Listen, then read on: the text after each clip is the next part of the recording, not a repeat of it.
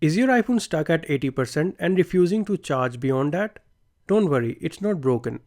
In this video, I will show you exactly why it happens and how to charge your iPhone above 80% when you need to.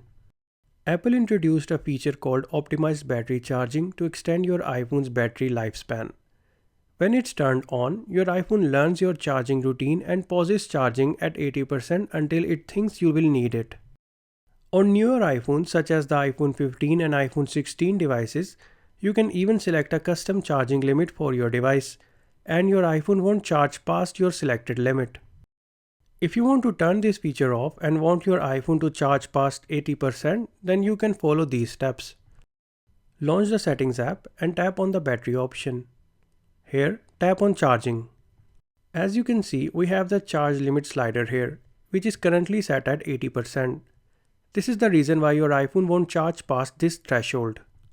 You can move this slider to 85%, 90%, 95%, and even to 100%. Now, when you move the slider to 100%, you will be asked if you want to change this setting temporarily until tomorrow or permanently.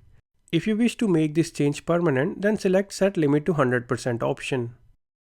Now what you want to do next is turn off this toggle for optimized battery charging. Although it is not recommended to do so, as this will negatively affect your iPhone's battery in the long term. Turning off this toggle will let your iPhone charge past the 80% limit. Again, you will be asked if you want to make this change until tomorrow or permanently. After following this guide, if your iPhone still won't charge past 80%, then make sure your iPhone isn't overheating while charging, as heat can stop charging at 80% too. Try removing the case or moving it to a cooler spot. That's it. Now you know how to charge your iPhone above 80% when needed. If you found this video helpful, then don't forget to like, subscribe and hit the bell icon for more iPhone tips and tricks. Thanks for watching.